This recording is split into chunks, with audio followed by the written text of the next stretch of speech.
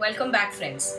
Today we'll be talking about the 10 most commonly asked questions about finasteride that all men would want to know before starting finasteride as a part of their hair recovery process.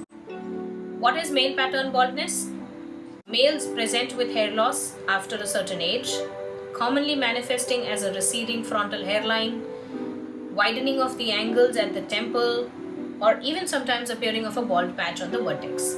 This could be seen as early in your 20s or sometimes in their 40s and 50s. The reason behind this kind of hair loss is your male hormone called testosterone.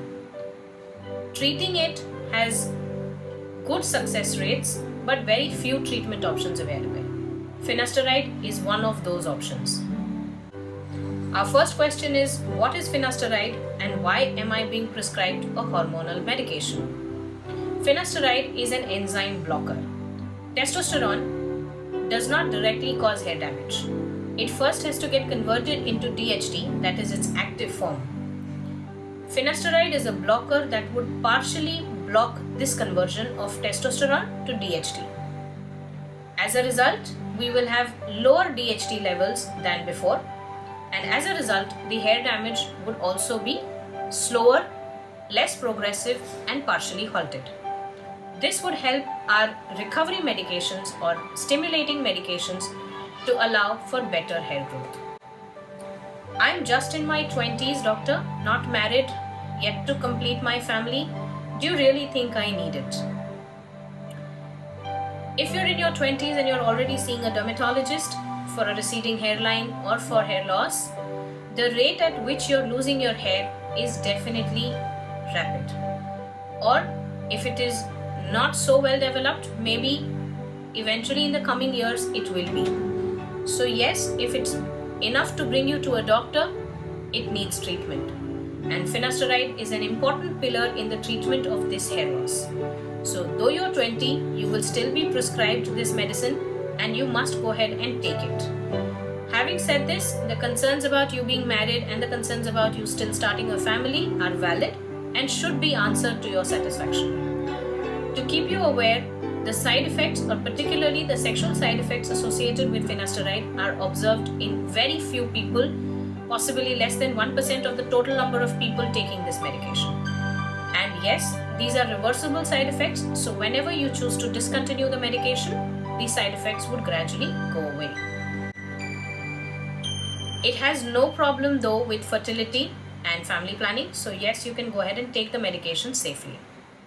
Is finasteride optional or is it compulsory? As a matter of choice, finasteride is completely a decision that you as the patient would be choosing to make, but as a medical judgment, it is a very effective medication, will be prescribed and should be taken. Although if you choose not to take it, there are other treatment options that can be used, but none of them is like finasteride or none of them gives you results like finasteride. What if I don't wish to take it, doctor? Will my hair never regrow back? Like I told you, there are many treatment options available and finasteride is an important part or one of the important ones available. There are other medications like minoxidil, there are other medications like hair supplements or even stimulating peptides which can be used and have been studied in detail. They do ensure that some amount of your hair regrows back or is at least strengthened. But definitely none of them is an enzyme blocker and none of them can do what finasteride can do. So whatever correction you would get out of taking finasteride would be additive to what all these medications can do for you. So taking them together in combination is the best plan. Although if you choose not to take finasteride, you would still get benefit, you would still see hair being growing, but it would nowhere be close to what finasteride can do for you. How long do I need to continue therapy? The simplest answer to this question is as long as you need to retain hair on your head, you have to be taking finasteride. Why? Because DHT is being produced in your body on a daily basis. The day you choose to stop finasteride, eventually the blockage of the conversion of testosterone to DHT would resume back. Once we have enough DHT around the hair damaging process would be restarted, and eventually over a couple of months in the coming times, you would lose the hair which you're supposed to be losing for that particular age. Moving on to the next question. I have heard of some serious side effects, doctor. Are they really true? Side effects, particularly the sexual side effects like reduced sex drive, that is libido, or a reduced erection time, are the ones that most men are interested to know about. Yes, these side effects are observed, but they are observed in only less than 1% population, as I mentioned earlier. And one very important thing to notice here is these side effects have been reported and observed with 5 milligrams of the dose of finasteride, which is commonly used for prostate problems in men. As dermatologists, for hair regrowth, we use only 1 milligram, which is much lesser than the actual dose, and hence the side effects observed are way lesser. So yes, while these side effects are true and possible, if you notice them in the initial weeks of starting the therapy, you should be reporting them to your doctor and you will be made to stop the medication. But they're not so common as people would fear they are. If I start the medication, I see side effects and I stop, then what happens, doctor? If you've started the drug already and if you've observed those side effects in the initial weeks, like I said, you must report them back to your doctor and your medication will be stopped or tapered, or the dose would be reduced further.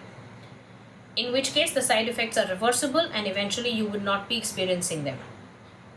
But if you've noticed these side effects after a couple of years or a longer time after taking the medication, it probably could be because the total dose or the cumulative dose of the medicine in your body is high enough. In such a scenario, again, the frequency at which you're taking the medication could be reduced, or the dose at which you are taking the medication could be reduced, or maybe you will be given a break or a vacation period for some time to not take the drug. This would allow the levels of finasteride in your body to eventually be flushed out and go down. As a result, your side effects should wean off and will not be visible anymore.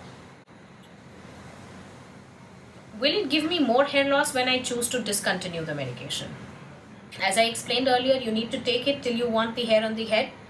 At a certain age, when you choose to give it up and discontinue finasteride, the DHT levels for that corresponding age would be produced around the hair follicles, and as a result, they would be damaging the hair and you would lose the hair which is suitable for that age. It has got nothing to do with losing more hair than if you would have not chosen to take finasteride. So for example, if you're 20 today, you start taking the medication. When you turn 50 and you choose to stop, you would lose hair proportionate to what a 50-year-old man should lose. That does not mean because you took finasteride, you're losing more hair. So yes, it would be more than what you've seen yourself at 20, but it is nowhere going to be in part because of finasteride. So no, even if you choose to stop it any day, you will still lose hair appropriate for that age and not because of finasteride. Can I recommend it to a friend who is also losing hair? Does it help everybody? Yes, finasteride does help every case of male pattern baldness or androgenetic alopecia, but not all men would have androgenetic alopecia. So yes, until your friend is not properly diagnosed, not properly assessed by a dermatologist, and you don't know the reason why he or she is losing hair, definitely it is not the right thing to do. Recommend your friend a good dermatologist, have them assessed and diagnosed, and you can have the right treatment protocol for them. So the last question, is finasteride tablet my only option to regrow hair, doctor?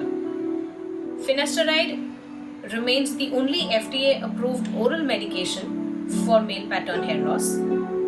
But having said that, finasteride is now available in lotion and gel formulations also. And the positive finding that comes out of the recent trials is the topical or the application forms of finasteride are almost equally active as the oral form of finasteride is. So if for any reason, after discussing with your dermatologist, you still choose not to take the finasteride tablet, you could go ahead and start using finasteride in the other available forms like gels and lotions. You would still get the benefit, the hair would still regrow back, and you'd be able to achieve a nice hair recovery. This ends the 10 most commonly asked questions about finasteride. If you have any more to go, you're welcome. Please mention them in the comments below. We'd be glad to answer them. And if you've liked this content, if you want us to make more of such videos, do let us know in the comments below. It will surely encourage us to keep creating good content for you. Till then, take care, stay home, stay safe. See you next time. Thank you.